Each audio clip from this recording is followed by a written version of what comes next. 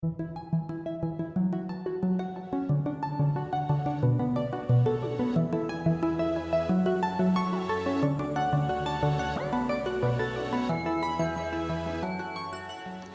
my name is Gabriella Scarlatti. I'm the Science Director of the Global HIV Vaccine Enterprise.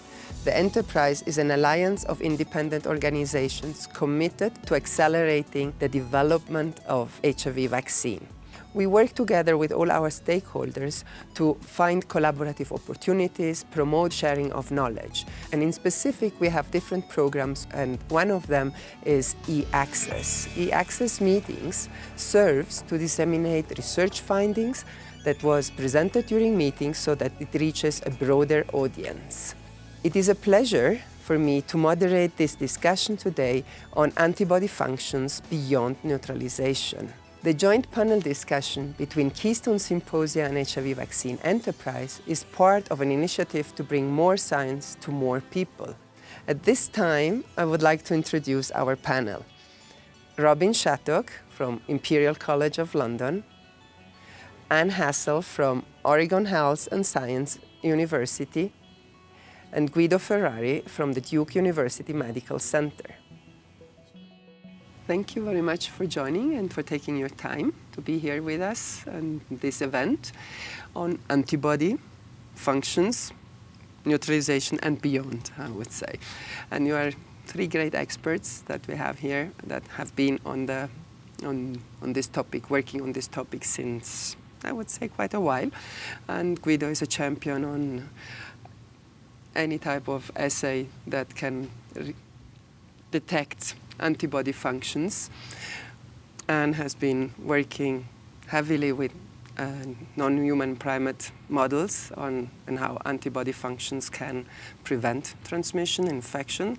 And Robin has been, since long time back, also working with antibodies, mucosal antibodies, antibody responses, and is now the coordinator of EV 2020, the new European vaccine consortia. So with you three, I feel almost scared. It's very good to have you here. And my first kind of thought is, it's since a while that we hear about other antibody functions than not neutralizing antibodies, right? And they have been very much, they came up through the RV144, the very last vaccine trial that ended several years ago.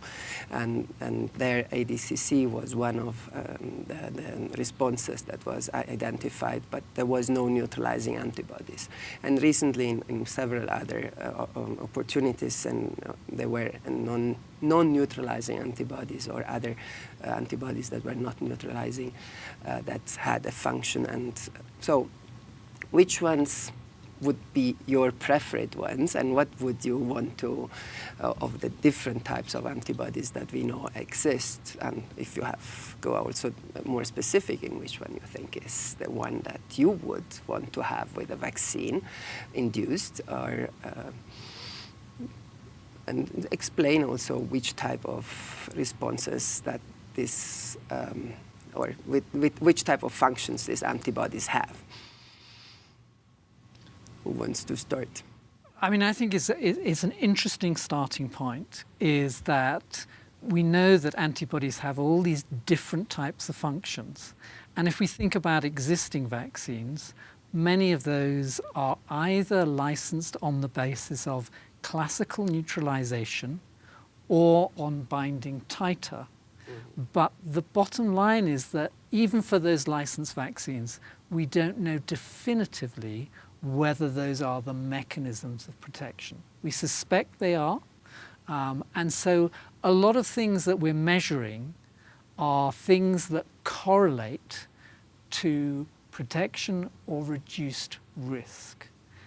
And so we have to frame that discussion. We're using these as tools, I think, to understand how to select and induce immunity that we have the best chance of working in a clinical trial. And the other thing for me, I think, is always important is the gold standard, the thing that the field would love to have, is a broadly neutralizing antibody. Yeah, that's what everybody would love to. But we're sitting here after 30 years of research and we have not got there. And the question is whether that gold standard is realistic and whether there are other levels of protection which have been highlighted by the RV144 trial that may actually give us what we want, which is protection, irrespective of the mode of action. So your question to me is, which antibody would I choose? I would obviously choose a broadly neutralizing antibody first, which would have all these other functions. But ideally, personally, I'd choose the type of antibody response that we could induce in fairly short order that would have protective efficacy. I agree with you, Robin. When you have on the potential topics today of neutralization and beyond, and it is neutralization and beyond. I can't let go of the idea that in my work, of course, I've seen the results of broadly neutralizing antibodies, and they can actually block protection if given before exposure to the virus. And most recently, in infant models, we've seen that you can give it post-exposure, and the antibodies are doing... Can you give a little bit more details on this so that... Certainly. We have been recently involved in studies to look at the ways that we can prevent mother-to-child transmission of HIV. Of course, the study's been going on by many investigators for many years. And most recently, we have looked at ways that you can use passive immunization with neutralizing antibodies to give protective benefits over time to infected infants. But we wanted to see, in particular, if there's a more long-lasting, because we had hints that there was more to it than simply protection or blocking infection by the antibodies. There's more immunomodulatory effects that happen, we believe, in the long term after your immune system has seen these antibodies. And it gives sort of a break to your immune system so you can do more later against the virus. So we wanted to see, in particular, we were very interested in infection at birth. The recent happening in the past few years with the Mississippi baby, where she was given antiretrovirals very early, within 30 hours the day, but she still had breakthrough. And we know now, of course, with antiretrovirals, you can keep the virus very low, but it doesn't clear it, and it's not curative. So can the antibodies do something different? And so we wanted to look at after exposure and just, you know, the idea of in the clinic at birth, within a day, can you give antibodies and they would clear the virus? And we actually were able to show that, and it's been shown subsequently in an adult model. So to us, the passive immunization shows more value of broadly neutralizing antibodies. And I strongly believe, basic immunology taught me that IgGs, or human immunoglobulins, are dual functional antibodies. So whether they're neutralizing or not, you know, they're going to have both functions.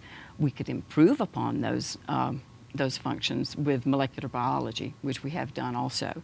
And that could be done both with some of the non-neutralizing antibodies as well as neutralizing antibodies. So I think all of this is my way of saying that I think you have to have neutralizing potential in an immune response that we raise by a vaccine, or in passive immunization that I think we can also affect the field and patients.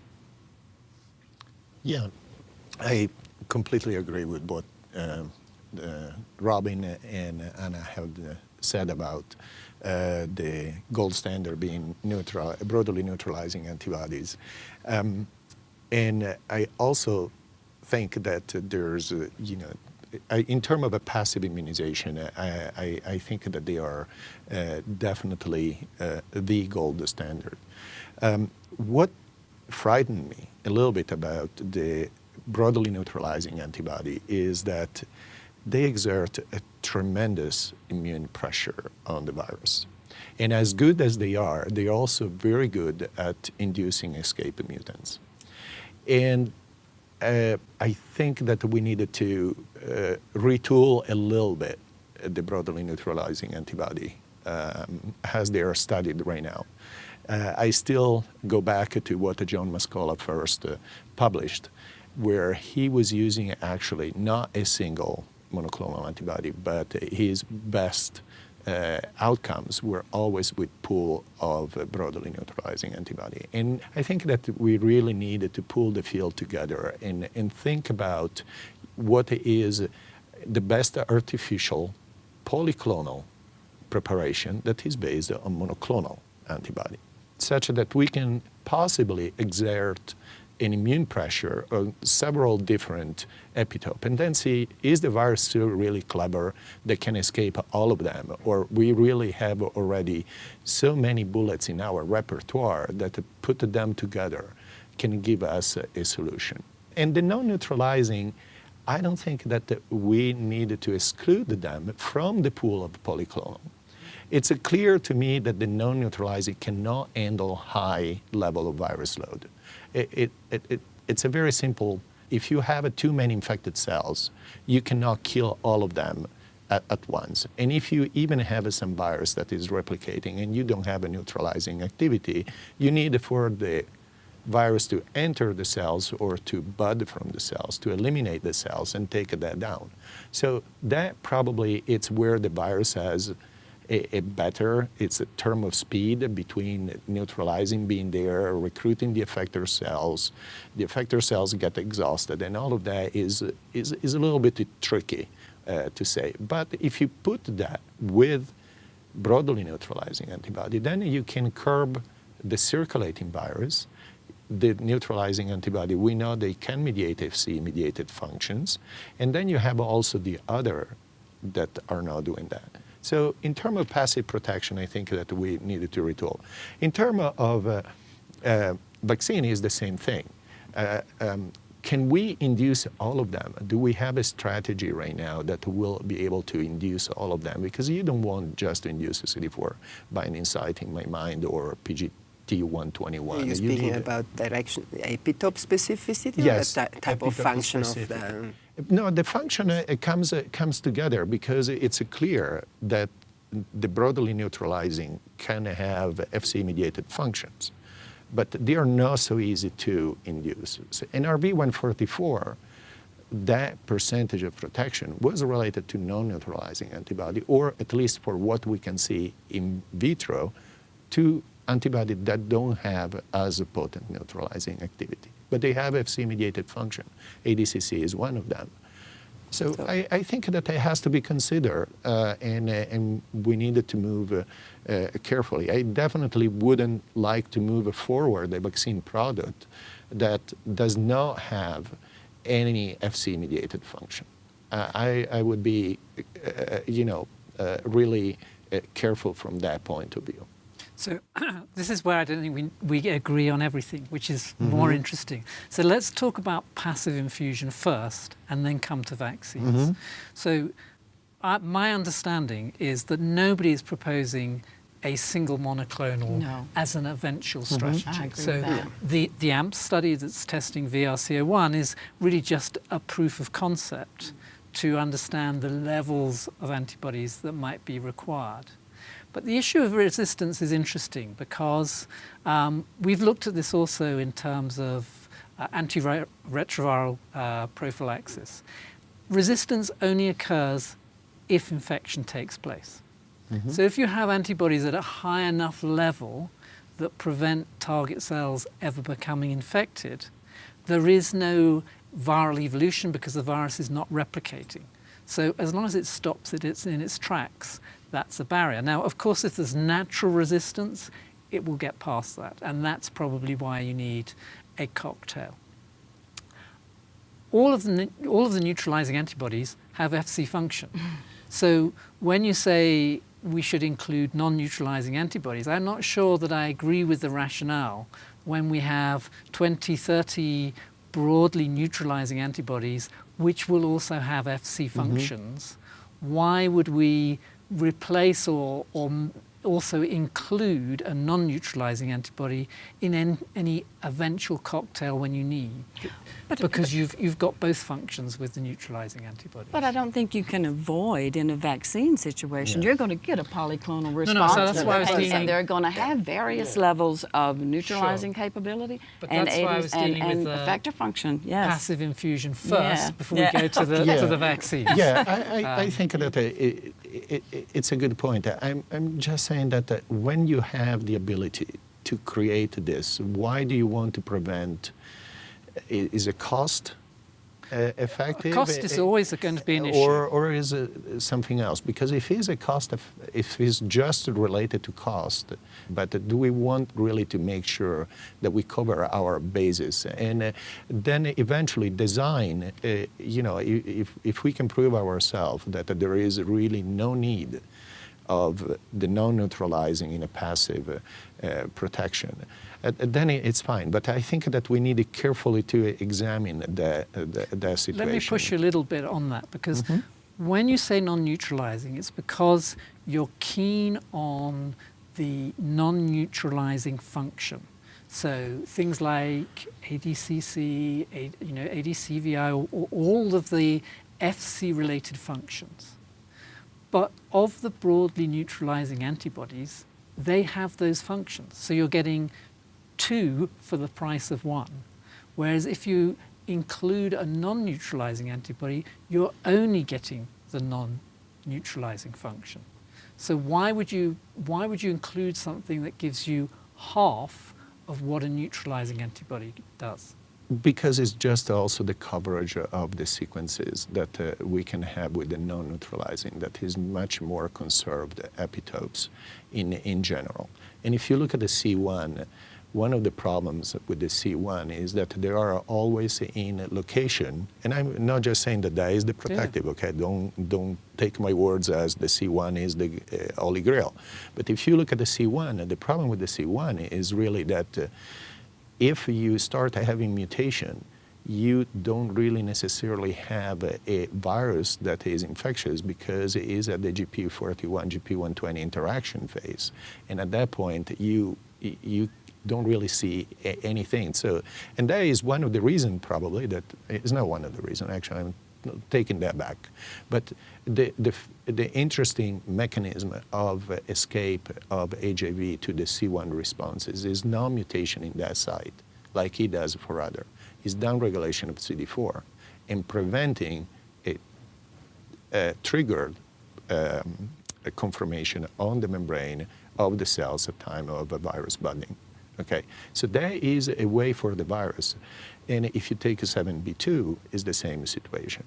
Okay, because it doesn't seem that he is necessarily related to an infectious, because Georgia Tamara says, and you have demonstrated that the 7b2 can capture virions, but most likely they're not infectious, the infectious virions, because they are stumped, so the envelope is not functional. So I'm not saying, I think that I understand your consideration and everything else. I'm just saying that I would like to see a study where we are carefully evaluating what is going to be used for challenge and not use a single virus, possibly, but maybe So now you're talking about models rather than clinical trials. Yes, models, because I see your concerns. And I say that only the data can tell us, if we really don't need the non-neutralizing, as opposed to just go with the neutralizing. But from the models, don't we know that already, that with a cocktail of neutralizing antibodies, you get sterilizing protection? You can get it with single monoclonal antibodies. Yes. I'm not saying that's the best way to do, but the early models, of course, and that was the reason we needed to see very early on with a single antibody if it was even feasible and if it would work, and you were able to look at amounts of antibody needed to give you sterilizing protection. But I think, I think in the years subsequent to that, we all realized that with all the different specificities of virus, that of the envelope, that we need to use a cocktail to prevent the escape, or at least prolong it. And there has been studies that whether it's you increase by targeting the same virus, or the other study done by the, I think it was the VRC, when they used the different monoclonal antibody, you had different coverage, not necessarily because you were covering the same virus, but because you were covering the resistance to one monoclonal antibody with a different monoclonal antibody, and so on. So again, I think that we needed to think about in terms of when these are going to go, and how is the virus evolving, and are already present. What is the presence of already resistance that could possibly be transmitted or not? It's so I think they're interesting academic questions, but I suspect that the field will go with cocktails and neutralizing antibodies in the field, because I think for me, and probably a wider field, that makes more sense than giving up a slot for a non-neutralizing antibody. But where I think there's much more evidence and role and potential impact for the field is their role in vaccine elicited responses, which are polyclonal. And I think that would be really interesting to kind of try and unpack between us in terms of how we can see non-neutralizing antibodies impacting on vaccine efficacy. Is there a spectrum of antibody response? We talk about you're neutralizing or you're not. Is that a good definition? Or is it actually you have a spectrum where you start to become neutralizing and you have these functions are related from nothing to something rather than all or nothing? Can we talk about models before we go further into Yeah.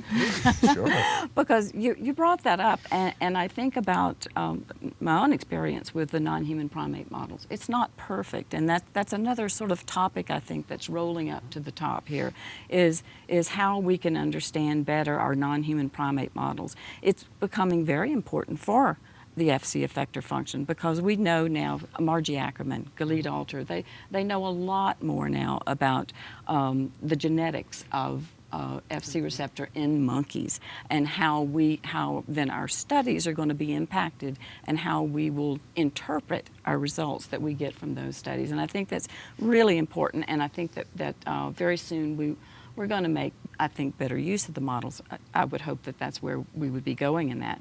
And in addition to that, the viruses that we use.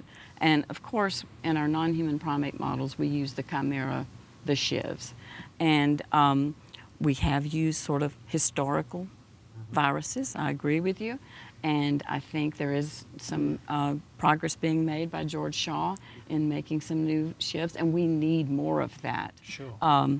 Because we need to test our vaccine, I think, with more than one virus. I mean, I'm not sure how that will eventually roll out in terms of vaccine studies, but I think we need a broader look at how a potential vaccine candidate will behave in our models that we hopefully know more about and know how to interpret better against different viruses.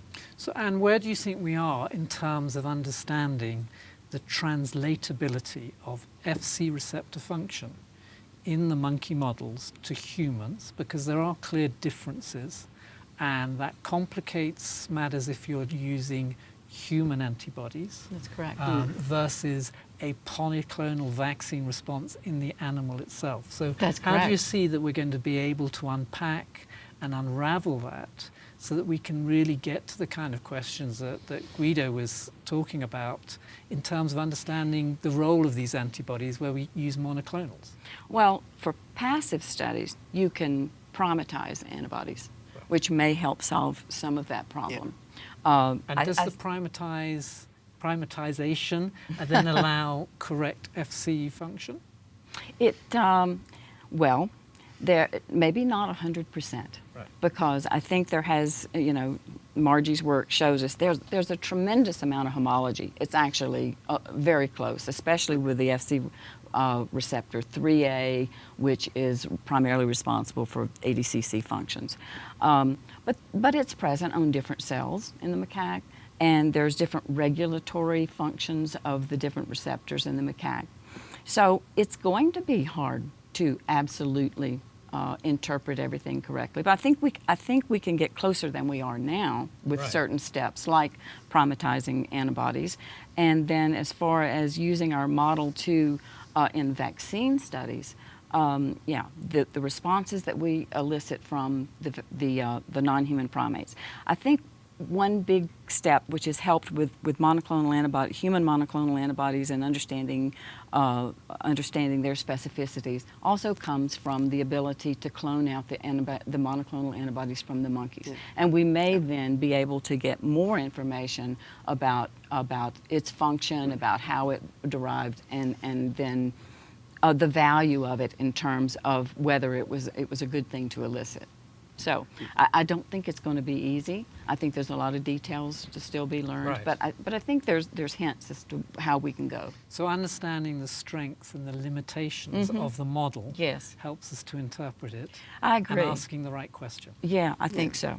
Yeah, and it's not the only program that is working on that for sure, but Georgia Tamaras has a program that is currently evaluating exactly similarity and differences between the Fc-mediated function in the human versus the non-human primates. And as you were saying, that the primatization or resuscitation of the monoclonal antibody is, it can be cumbersome because of the antigenicity of the antibody. So it's not exactly that you can take an easy way out by saying, okay, so I can just change one region or one, because changing regions sometimes impact also the function of the monoclonal antibody, and that is a problem. So I think the model is moving over there. Margie, Gali, Georgia are all working toward this goal. Interacting. So it is complex because every single one works on different variables. Whether it's the Fc region, like we know that we have to characterize better, and it's not as simple as it may be, or is the variability of the Fc gamma receptors that is much more polymorphic in the non-human primates.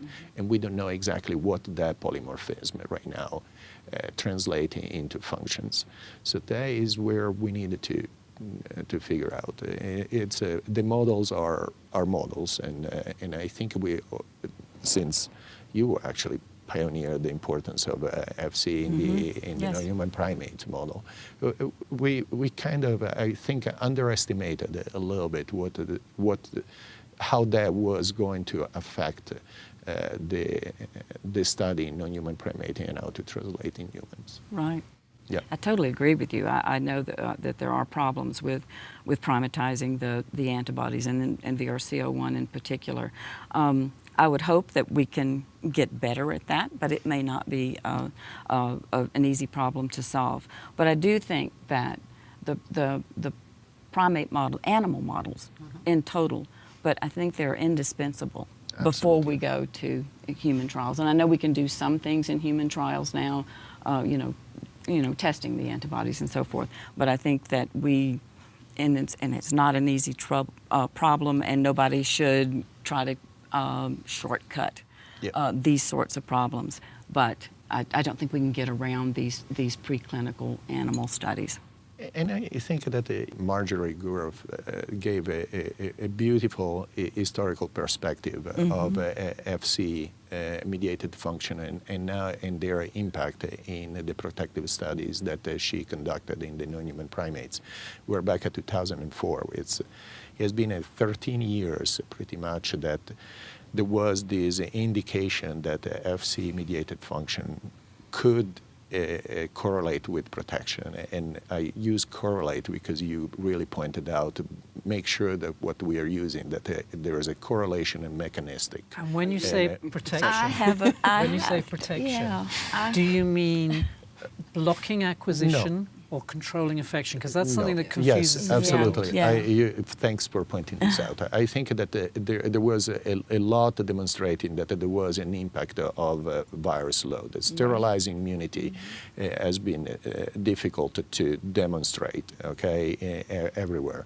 But since her study, and to the more recent study by Dan Baruch and Lee Alter, these functions have been consistent over time. And then if you take between in the 13 years, from 2004, essentially 2012, non-neutralizing antibody functions that were implicated in RV144 correlate with lower risk of protection in RV144.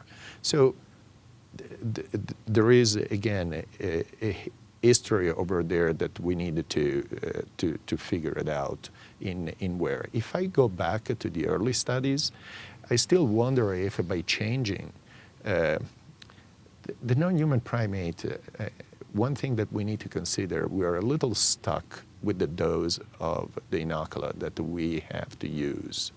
That is somehow cumbersome because the statistician wants to see 50% infected animals within a certain number of inoculation. In order to reach that, are we using physiological amount of virus to achieve this 50% infection? Some of the study probably were overshooting. And so the question is, would they have had a better outcome by using less virus? Yes, you can tell me, well, then you're going to have to do 50 inoculation before you seroconvert. So there's something over there also to consider for those early study where there was only impact on virus load or virus set point. That could have been a limiting factor in understanding exactly what the potency was. Sure. I'm keen to dive into RV144 because I think that gets to the crux of the whole issue. Because if that trial had not come in with an efficacy data point, we probably wouldn't be having this discussion. Because at the time, the field was convinced that only neutralizing antibodies would be effective. And the RV144, the Thai trial, was a real surprise in terms of it wasn't designed to be a preventive vaccine, particularly. It was more designed to be a vaccine that would control viremia. And then here was this great surprise. It actually had efficacy against acquisition. And we're left with a series of things that correlated with reduced risk. What's missing from that list is neutralizing antibodies, but what we have in that list is strong responses to the V1, V2 region of envelope. We have polyfunctional CD4 responses, nothing to do with antibodies, but correlated with reduced risk of acquisition. We don't spend a lot of time talking about that necessarily. And then ADCC was correlated with individuals who had low IgA responses. Correct. And so how do we start to pull that apart? And as we go into future studies like HVGN 702, how can we ensure that we can start to compare different trials, which may or may not come through with different efficacies, so we can start to say of these correlates, which ones are more important? And as somebody who measures many of these things, I'm interested to think, how should we do that? And how do we feed that information back into things like the primate studies, where there is a study looking at the similar vaccine to the RV144 that showed a similar level of efficacy? How do we know how all the different assays that everybody are using cross-talk between the animals and humans, so we can get a better kind of focus on what is really important and what is more of a surrogate of something else? So let's, 1 second, because we are putting, I think, too much on the table. 702 outcomes will be measured by an assay that were designed and developed for RB144. Right. So I think that you have at least you need to go back. You don't want to complicate your life. The first thing is, do we have the same level of V1, V2 responses? And what is the breadth of those responses? Okay. And I think we know already we don't have the same level of V1, V2 responses, but we have better ADCC responses. Yes, and we needed to really consider that we are still working on HBTN 100 and to make prediction on what the 702, which was the I said the grandfather of 702, whatever you want to call it, or grandmother or grandparents. HBTN 100 the HBTN is 100 was an immunogenicity clinical trial where they were studying the vaccine that were going to be used in a phase 3, just to, as Julie McElrath presented, that there were go and no-go criteria that had to be met. And I'm sorry, I don't remember exactly by heart all 4 criteria, but all 4 criteria were met. If we want. And but they were related Robin to... said, we know already that there is more ADCC than compared to RV144. So and it is different in the level of ADCC. We can definitely measure ADCC against infected cells to a level that at that point we were not able in 2010 measure in RV144. That cautious has to be... Are you saying that actually they may not be different, the levels of ADCC? It's just that the assays are better. That's what we are going back. Okay, because it's everybody said, wait a second, are you sure? I'm pretty sure that is going to pan out that what I measure in 2010 is going to recapitulate with the same sample in 2017. So they're likely to be similar? Yeah, they're likely to be different. They are likely to be different, and I needed to do the study. I cannot tell you how different, because we are testing essentially homologous vaccine. The reagent used for RV144 are different than the reagent used for HBTN 100. So there is a concern that we needed to answer the question, swapping the reagent using the same, are we going to see something different? Okay, but the point that I was trying to make is that yes, they are different, but we're also considering clades that are different. Okay, the circulating subtype is different than the circulating subtype in Thailand, in Africa versus Thailand are different. The structure of the envelope, the sequence is not just different, but some of the structure can be different. So we needed to understand what is the level that we notice in Thailand is what we needed to reach, or the level that has already been demonstrated in HBTN 100 is sufficient? Well, I think that is why doing the efficacy trials are so important. Yes. Because whatever the answer with HVTN 702, then we'll feed back and say of these parameters which were predictive, and we may then be able to start to hone down and understand more which antibody characteristics or CD4 response, if it's more to do with the CD4 response, is important in giving that level I think of we're on the protection. same. I think we're on the same page here. You know, you were asking me what are you going to measure. I'm saying I'm going to measure first what was a correlate in RV144, and then from there I make my point in what we're going to measure after, because there are so many things that we can, you know, go down the ladder. What was the level of IgA? Did the IgA really competed for the protective responses? How was the level of ADCC? And these are all, you know, important points of what was the breakthrough virus? What was the sequence of the breakthrough virus? And how that breakthrough virus was susceptible to the responses that were elicited by the vaccine. I mean, these are an incredible amount of information that for RV144 we're still studying. that is an incredible amount of information that, as you were saying, it feeds back in what we think it could be important, in what we need to focus, understanding when we are going to evaluate other vaccine in the phase 2, where are we going to set our bar to move them in phase 3? I'm not going to set that bar between phase 1 and 2, because the phase 1 is not designed to have enough to answer the immunogenicity point. But we needed to consider those. Those are the information that we are carefully collecting, archiving, and considering point by point.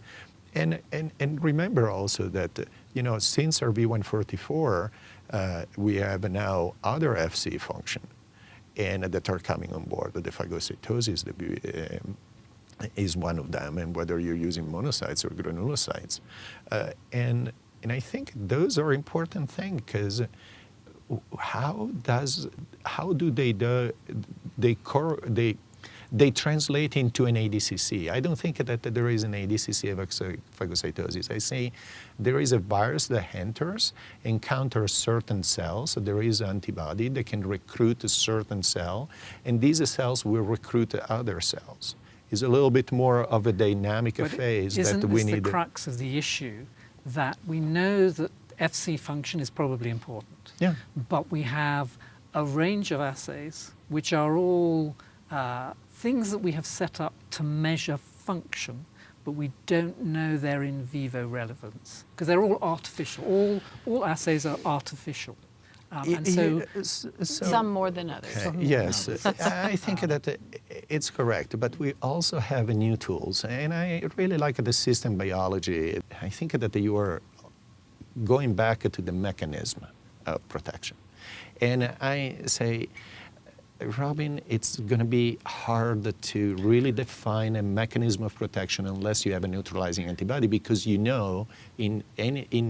the neutralize prevented the infection, and you're done.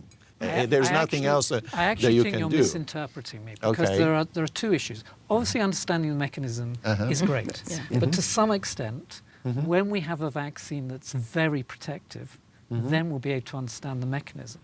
What we need right now are the tools to be able to measure things reliably as correlates to better select the candidates moving forward. That right now is probably even more important, because we need to be able to assess from trial to trial, and that will help us to start shaping and understanding the mechanism. But I'm not saying we need to go for mechanism now. We need to have the assays that correlate reliably. I would like to just jump in here, because I absolutely agree. It's one of the points I was hoping that I had a chance to make today. And I think you can play a huge role in this, because I think that we have already seen some of the standardization for the field in like our neutralization assays. Exactly. And the NIH graciously takes on a lot of that responsibility, and then we have places, smaller labs or whatever, you can get very standardized feedback on your results, and I think your system and others. But I mean, I've seen what you're doing, and we need to be able to have a real standardized system of these type of assays. And I don't think it'll be done in a day, but there's lots of young postdocs and whatever coming up with great ideas, but we really need to look at serious, and like you say, you can't just take the easy way out. We need to look at the ones that are really going to give us the best answers and do a lot of comparative work. So I would love to see us move forward as a field to really move this type of assay into a real standardized form that we can all depend on. I agree. I'm a little bit more optimistic, because I saw the evolution of this assay as they progressed, from the inception when we first have the first breakthrough on how we're going to measure this in 2010. And since then, there are, been a lot of input from the field on how we're measuring, what we're measuring, and how to make that better. And I think that this translated in the level of optimization that has not been taking place in ADCC alone, but has been taking places in phagocytosis. It has been taking places for virus capture. all these assays really have been moved forward, as you said, some by very bright postdoc who really put a lot of effort in there and started showing that A, they work, and B, then you need to move them into a system, is going to tell you whether it's reproducible or not. And then and tells where us is the whether problem? what value the response is. I think right. if until we can get that all standardized, we may not be able to actually judge the level of the value. Yeah, no, Yeah. I don't think we're disagreeing. I think Yeah. this is Yeah. my point, is Yeah. that actually Yeah. we need Yeah. those Yeah. assays. Yeah. And We I'm need the also reliability. optimistic because I guess there's a lot that that can be presented and will come out. But the study that we're conducting with the HVTN, with the human clinical trials, are definitely telling us that there are differences using this standardized assay between vaccine regimens in the ability, I can just talk for ADCC, in the ability of these vaccine regimens to induce ADCC responses. So we see the difference. We see the magnitude, we see the response rates, we will test the breadth and all of that. But we definitely start seeing that there are blocks of regimens that are doing one thing and blocks of regimens that are doing a different thing. This is what you expect from a standardized assay. And for us, some of the study that we are performing in the non-human primates are also very informative because they're telling us some of the values of our measurements and what does that mean. Our ability to understand if the antibody responses induced by the vaccine were recruiting more NK or more monocytes, how that was able to help us understanding something in the non-human primate study, that there could be a correlation in that ratio, but it also allows us to move into the human studies and understand, this vaccine was, more monocytes, and this vaccine was more NK, and what is happening over there. And we are not saying that that is the final response. We are relying, that is the first thing that you notice, and then we are going back and we study the antibody structure. It could be subclasses, it could be glycosylation, and this is why, we are working with Marjorie and Gali to understand all those findings. The point is to put, as you were saying, everything into the pot and understand what are the things that are important, how they correlate, what we're going to say. I hope that somebody has a better tool and a more reliable, that it doesn't have to rely on cytotoxicity or anything else, but we either pull in antibody specificity, a level of the subclasses, or something that is so predictive of other function that we don't have to go through all these nightmare, because this is what is going to move, the field forward. So if we could conclude, are you satisfied of, or in agreement for? So I think we're in a critical stage right now because we have a signal from the Thai trial. It's a low level of efficacy if you take the statistical value of 31.2%. And we know it has short duration of durability. And there is optimism that maybe if you reboost, there might be this 60% level of protection, which never reached a statistical endpoint. And so future studies may actually show statistics that validate that or not. But we have two studies, that and the Johnson & Johnson study, going forward with non-neutralizing antibodies. Yeah. And when we get those results, they will either validate these assays, or they may reverse the assays if the results aren't as favorable as we all hope. Yeah, I can Thank you very much for this great discussion. I didn't have to do anything with you. Are you satisfied with the conclusion of what you came up? Or?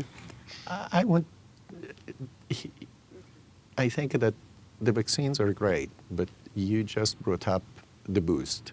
And this is that's another. That is very important. We will organize another meeting for this. So just to leave us maybe on a more positive note. Yes. I think we are at a critical point in the field, and I think that we have many questions that we still need to answer. But I'm really impressed in my 20 years in the field, just in the last 10 years, how many new discoveries have been made, and not only with antibodies, but with ways of deliveries of vaccines and so forth, and also the results of the RV144, which have left us all with even more to ponder. So I'm happy with where we are right now, but we just need to keep moving forward. And I'm happy too. The glass is filling up. Yes. So thank you very much for this very interesting discussion, and I can't say any more than let's go on and have more and more of these trials and results to compare all together with macaques and humans. Yes. Thank you very Thank you. much. Thank you. Thank you.